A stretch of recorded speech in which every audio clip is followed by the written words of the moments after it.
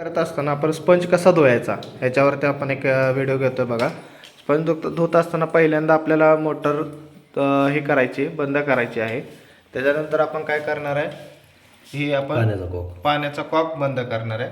हे बंद केल्यानंतर परत काय करायचं आपल्याला, हा आपला पूर्ण पाना लावून आपल्याला हे पाण्याने आपल्याला हे फिल्टर साईडला काढायचं. अशा पद्धतीची घाण याच्यामध्ये आपल्याला दिसते. हा स्पंज धुवायचा आहे आपल्याला. कशा पद्धतीने धुवायचं तो बघा. स्पंजला धुत असताना ही काळजी थोडंसं असं चोळायचं नाही. हां, असं चोळायचं नाही ना, पूर्ण दोन्ही हाताने म्हणजे धुतल्यानंतर आता बरीच घाण होते. हे पूर्ण अशा पद्धतीचा हा पूर्ण स्पंज धुवायचा आहे. आतून पण थोडंसं पाणी वगैरे स्पंज धुवून करायचं आहे.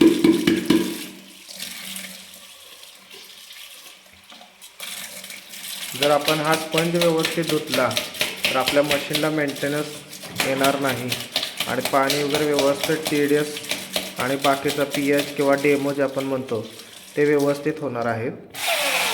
तर अशा पद्धतीचं हे आपल्याला थोडंसं वॉशिंग करायचं आहे स्पंज.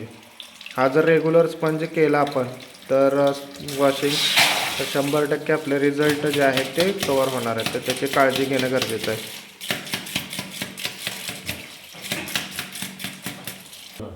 आता बसवत असताना कसं काय काळजी घ्यायची, ह्याच्यातलं पाणी पूर्ण आहे ते आपण बघा कशा पद्धतीने वॉशिंग करायचं आहे आणि हा पूर्णपणेच्या खाच्यामध्ये बसला पाहिजे. त्यानंतर पूर्णपणे व्यवस्थित असं आपल्याला बसवता आला पाहिजे. तर हे आपण आता पूर्णपणे वॉश करून हे 2 ते 3 दिवसात ज्यांचा TDS जास्त आहे त्यांनी तर त्याची काळजी घेणं गरजेचं आहे. लूज ठेवून एअर काढायचा. हां, एअर पण जातो. एअर गेल्यानंतर परत मशीनमध्ये एअर बसतो, याची पण काळजी घेणं गरजेचं आहे. तर थोडंसं अशा पद्धतीनं थोडंसं हे बघा, आता आपण जेव्हा डायरेक्ट बसवलं तेव्हा एअर आत गेला, हवा आतमध्ये गेली. मग जर हे करायचं असेल बघा, ह्या पद्धतीने थोडासा सुरुवातीला असा हवा काढून घ्यायची, नाहीतर हीच हवा काय होणार आहे, मशीनमध्ये जाणार आहे पार्टमध्ये.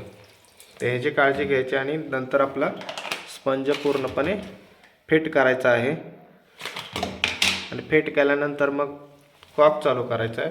कॉक चालू केल्यानंतर मग मशीन चालू करायची. Okay, thank you so much.